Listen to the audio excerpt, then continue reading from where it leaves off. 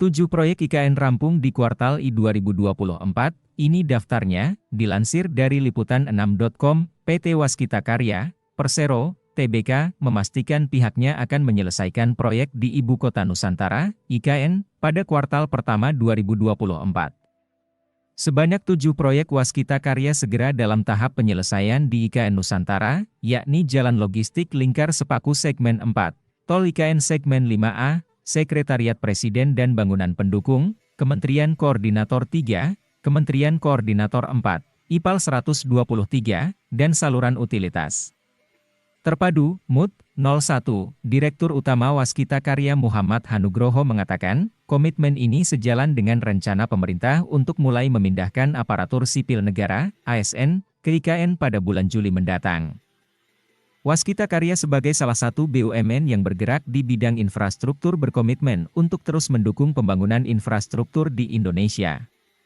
Melalui pembangunan proyek IKN, Waskita Karya turut mendukung pemerintah dalam menarik lebih banyak investasi di IKN dengan melengkapi sarana dan prasarana di IKN, kata Karya Muhammad Hanugroho dalam keterangan resmi, dikutip Senin, 22 Januari 2024.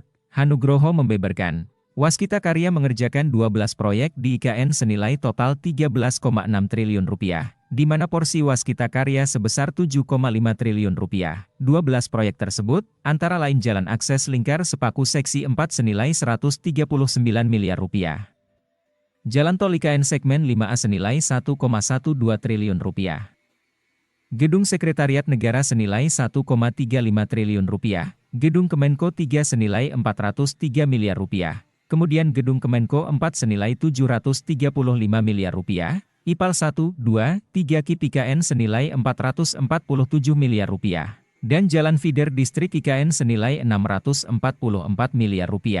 Adapun proyek rumah susun ASN 3 senilai Rp1,13 triliun, Jalan Nasional IKN Seksi 6C, 1 senilai Rp539 miliar, dan MUT, 01 senilai Rp158 miliar. Jalan Tol IKN Segmen 3B, 2 senilai Rp533 miliar, dan Jalan Akses Bandara VVIP IKN.